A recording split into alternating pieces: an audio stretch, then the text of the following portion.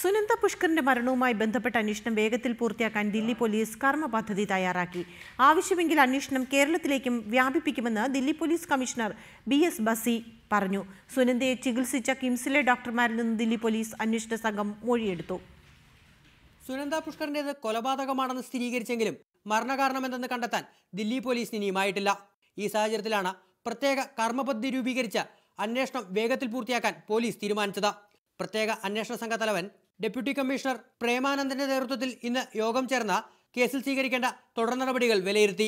ശശി തരൂർ ഉൾപ്പെടെയുള്ള കേസിലെ സാക്ഷികളെ വീണ്ടും ചോദ്യം ചെയ്യലിന് വിധേയമാക്കും. അതേസമയം ആവശ്യമെങ്കിൽ സുനന്ദ പുഷ്കറിന്റെ മരണത്തെക്കുറിച്ചുള്ള അന്വേഷണം കേരളത്തിലേക്ക് കൂടി വ്യാപിപ്പിക്കുമെന്ന് ദില്ലി പോലീസ് കമ്മീഷണർ BS ബസി പറഞ്ഞു. സുനന്ദ പുഷ്കറിനെ ചികിത്സിച്ച കിംസ് ആശുപത്രിയിലെ ഡോക്ടർമാരിൽ നിന്നും തിരുവനന്തപുരത്തെ ശശി തരൂരിന്റെ സ്റ്റാഫ് അംഗങ്ങളിൽ നിന്നും കഴിഞ്ഞ മാസം ദില്ലി പോലീസ് മൊഴിയെടുത്തിരുന്നു. സുനന്ദയുടെ രോഗവിവരം സംബന്ധിച്ച ചില നിർണായക വിവരങ്ങൾ കിംസ് ആശുപത്രിയിലെ ഡോക്ടർമാരിൽ നിന്ന് ദില്ലി പോലീസിന് ലഭിച്ചതായാണ് സൂചന. സുനന്ദയുടെ മരണം കൊലപാതകമാണെന്ന് സ്ഥിരീകരിച്ചതോടെ അന്വേഷണം എത്രയും പെട്ടെന്ന് പൂർത്തിയാക്കാനാണ് ദില്ലി പോലീസിന്റെ ശ്രമം. എന്നാൽ വിദേശത്ത് വെച്ച് നടത്താൻ ഉദ്ദേശിക്കുന്ന ആന്തരികാവയവങ്ങളുടെ പരിശോധന ഉൾപ്പെടെ നിരവധി സങ്കീർണതകളാണ് ദില്ലി പോലീസ് മുമ്പാകെയുള്ളത്.